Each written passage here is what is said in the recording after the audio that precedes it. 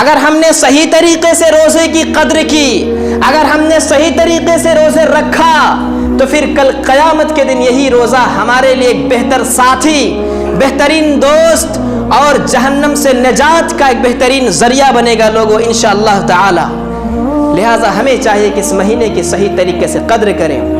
اور دوسری بات خصوصاً ذمہ داروں کے لیے ہے، گارجنوں کے لیے ہے، ماں باپ کے لیے ہے کہ چاہیے کہ وہ تمام بچوں کی صحیح طریقے سے تربیت دیں، اور رمضان المبارک کے مہینے میں خصوصاً ان کو روزہ رکھنے کی عادت ڈلوائیں، ان کو روزہ رکھنے کی عادت ڈالیں۔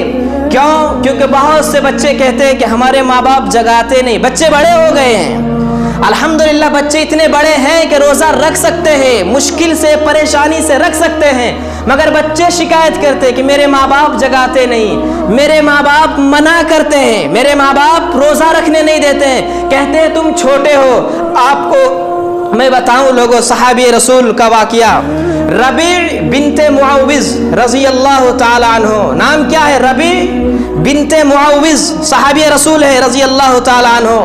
یہ کہتے ہیں کننا نصوم بعد، جب رمضان کا روزہ فرض ہو گیا تو ہم لوگ روزہ رکھتے تھے، وہ نصوم صبیاننا، اور ہم اپنے بچوں کو روزہ رکھواتے تھے، چھوٹے چھوٹے بچوں کو روزہ رکھواتے تھے۔ صحیح بخاری کی حدیث ہے، صحیح بخاری کی حدیث سے کہتے ہیں کننا نصوم بعد، رمضان کے روزے جب فرض ہو گئے تو ہم لوگ رکھتے، وہ نصوم صبیاننا، اپنے بچوں کو روزہ رکھواتے تھے۔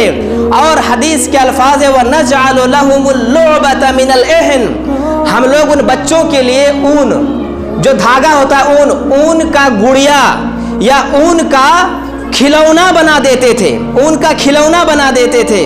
اور جب بچے روتے تھے بکا لہم علی الطعام، جب بچے کھانے کے لیے روتے تھے تو وہ کھلونا ہم بچوں کو دے دیتے تھے، وہ کھلونا بچوں کو دیتے تھے حتی یکون عند الافطار، یہاں تک کہ افطار کا وقت ہو جاتا تھا۔ سوچئے چھوٹے بچے ہیں، کھانے کے لیے رو رہے ہیں، اور صحابی رسول، وہ مائیں، وہ والدین، وہ گارجن کھلونا بنا بنا کر کے رکھتے تھے، دھاگے کا، اون کا، تاکہ ہم بچوں کو صحیح تربیت کریں، روزہ کی، نماز کی تربیت کریں۔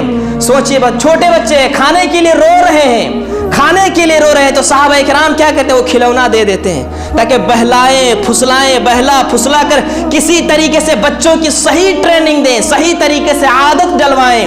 لہٰذا ہمیں بھی چاہیے کہ بچوں کو روزہ رکھنے کی ترغیب دلائیں، نماز پڑھنے کی ترغیب دلائیں، انگلی پکڑ کر کے بچوں کو نماز کے لیے لائیں، اور بچوں کو کہا جائے، سکھایا جائے روزے کی ترغیب، روزے کا طریقہ، نماز